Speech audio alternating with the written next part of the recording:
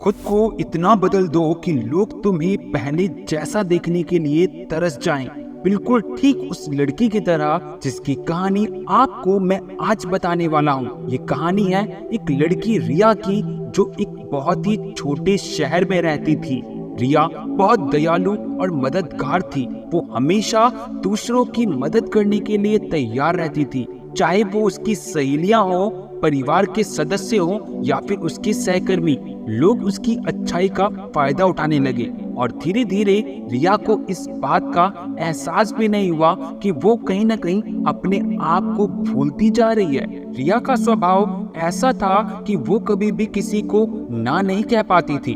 अगर कोई उससे मदद मांगता तो वह अपने काम और जरूरतों को पीछे छोड़कर उनकी मदद के लिए दौड़ पड़ती।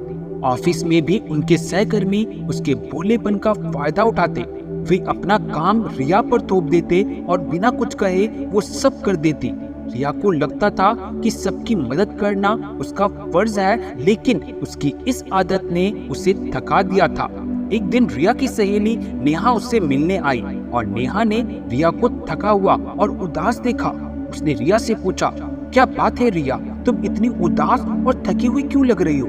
रिया ने थोड़ी हिचकिचाहट से कहा, नेहा, मुझे समझ में नहीं आ रहा है कि मैं सबकी मदद तो करती हूँ, लेकिन जब मुझे खुद किसी की जरूरत होती है तो कोई मेरा साथ नहीं होता। मुझे लगता है कि लोग मुझे सिर्फ अपने फायदे के लिए इस्तेमाल कर रहे हैं। नेहा ने गंभीरता से रिया की बात सुनी और फिर उसे समझाया, रिया, तुम दिल की बहुत अच्छी हो, तुम्हारा दिल बहुत बड़ा है, लेकिन ये भी समझना होगा कि दुनिया में हर कोई तुम्हारी तरह नहीं सोचता।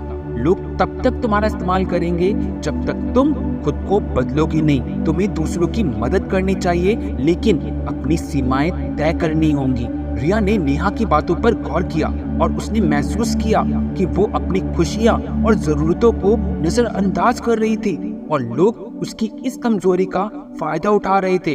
उस दिन के बाद रिया ने खुद में बदलाव लाने का फैसला किया। उसने सीखा कि ना कहना भी जरूरी है। धीरे धीरे उसने अपने सहकर्मियों और दोस्तों को समझाना शुरू किया कि वह उनके काम नहीं कर सकती, खासकर तब जब उसके खुद के काम अधूरे हों।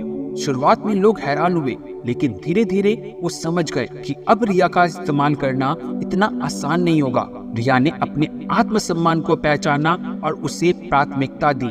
उसने अपने लिए समय निकाला, अपने सपनों पर ध्यान देना शुरू किया और खुद को भी खुश रखना सीखा। इस तरह रिया ने न केवल खुद को बदला, बल्कि लोगों को भी ये सिखाया कि वो किसी के हाथों की कठपुतली नहीं है। अब वो अपनी शर्तों पर जिंदगी जीने लगी और उसके इस बदलाव ने उसे अंदर से मजबूत और खुशहाल बना दिया। तो दोस्तों, आपको भी रिया की तरह अपने अंदर एक बड़ा बदलाव लाना होगा, जिसकी वजह से आप भी किसी और के हाथों की कठपुतली ना बन पाए।